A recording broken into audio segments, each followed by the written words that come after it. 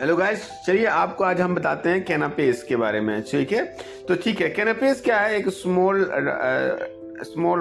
Small portion of food होता है जिसको बहुत अच्छा डेकोरेटिव सजा के और ऑफर किया जाता है गेस्ट को। क्योंकि ये जो है मोस्टली, एक बार क्या हुआ कि एक जुआ खेल रहे थे, तो जुआ खेलने वाले आदमी के पास टाइम नहीं था, जो खाना था, तो उसने क्या किया, एक छोटे छोटे बाइट ला के दिया गया क्योंकि वो गेम को कंटिन्यू भी कर सके। खास के कहते हैं कि वहाँ से 18th सेंचुरी में फ्रांस में हुआ था। ठीक है, बेसिकली मैं आपको बताना चाहता हूँ कि ये कैनापेस जो है स्मॉल बाइट्स ऑफ फूड है। हर कंट्री में अलग होता है, जैसे कि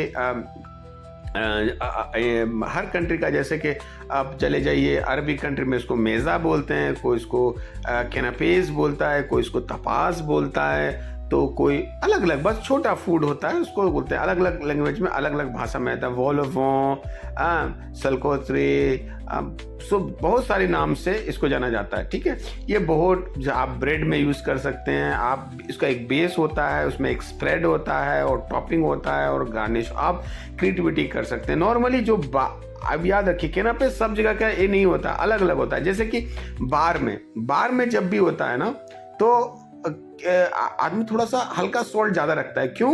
क्योंकि वो बार में सब आदमी बैठा हुआ है, जो आदमी ड्रिंक कर रहा है, जो आदमी इंजॉय कर रहा है, वो ज़्यादा ड्रिंक करे तो उसकी थ्रस्टी बढ़ाने के लिए हल्का सा सॉल्टी दिया जाता है, हल्का दिया तो खाने के बाद वो ज़्यादा थ्रस्ट फील करेगा और वो ज़्यादा ड्रिंक करेगा। एक कॉन्सेप्ट कौन सा, बर्थडे पार्टी के लिए जैसे डिफरेंट टाइप के फंक्शंस के लिए अलग अलग होता है। न्यू ईयर क्रिसमस के लिए जैसे होता है उसका अलग होता है। अगर कॉफ़ी ब्रेक है उसका अलग होता है। तो आपको पता होना चाहिए कि कौन टाइप का है, किस टाइप का क्लाइंटल है, उसके अनुसार से ही हम लोग कैनापेस बनाते हैं। ठीक है, बेसिकली आपको हर चीज़ को क्लियर, जब भी आप जो शेफ लाइफ में आते हैं, तो मेक श्योर उसका डिटेल्ड होना चाहिए कि क्या बेस है, क्या टॉपिंग है, क्या कर रहे हैं। जैसे एंटीपास्टोस बोलते हैं इटालियन में। क्यों एंटीपास्टो बोलते हैं? क्योंकि उसका भी एक कैनापेस होता है जिसमें आप ब्रेड है, उसके ऊपर ऑलिव ऑयल, थोड़ा गार्लिक डालें, थोड़ा टमाटो डालें, थोड़ा पेस्टो, जो भी है आप कुछ भी डाल के क्रिएट कर सकते हैं। मैं सिर्फ कि वो ईटेबल हो सके, मुंह में डाल के खा सके, इजीली एक्सेस हो सके। तो ये है कैनापेस। सो गाइस, ये अपना आर्टिस्टिक सोच के अनुसार ही आदमी बनाता है। ठीक है, तो कैनापेस बहुत कुछ नहीं है, स्मॉल बाइट होता है जिसको से टी उसको बोलते हैं, टी ब्रेक स्नैक्स भी बोल सकते हैं। इसको बोलते हैं, तो वो भी एक तरह का है, छोटा छोटा पोर्शन। असल में ये है जो कि खाना नहीं होता, एक स्मॉल बाइट्स होता है। ओके, मैंने पूरा डिटेल आपको बताया है, मैं मेरे क्लास में दिया हुआ हूँ। जो व्यूअर्स नहीं जो मैं आपको नहीं दिखा सकता क्योंकि मेरा इस ट्रेनिंग क्लासेस है, but make sure I will put the all detail also in the group. So guys, always remember when you making canapes और जब भी को, तो आप देखिए मैंने ऐसे यहाँ डिटेल बना के दिखाया। आप ध्यान से देखिए ऊपर वाले मैंने क्या किया है, मैंने बेस लिखा है कि बेस में क्या लगाना है, उसके बाद टॉपिंग क्या लगाना है, गार्निश क्या लगाना है। देखिए यहाँ लीव डाला हुआ है मैंने, क्योंकि ये इंपॉर्टेंट होता है। आप कम्युनिकेट करते हैं जब भी गेस्ट को, तो उसको पता होना चाहिए, या स्टाफ को जब कम्युनिकेट, उसे पता होना चाहिए कि वो क्या बनाने वाला है।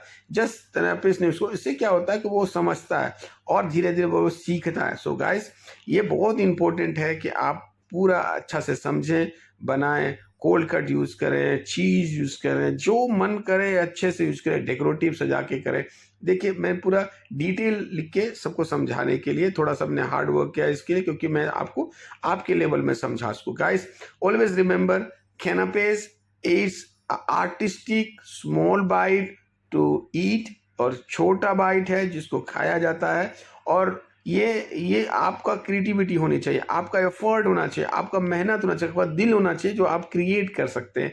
न्यू सैंडविचेस को आप उसको आर्टिस्टिक नेचर बना सकते हैं। बस ऑलवेज मैंने बड़ा फोर्ड को छोड़ा किया था। गाइस रिमेंबर कीजिए, हर चीज़ को तपास में भी आप प्रैक्टिस कर सकते हैं। ऊपर में तपास, बहुत टाइप के तपास होते हैं।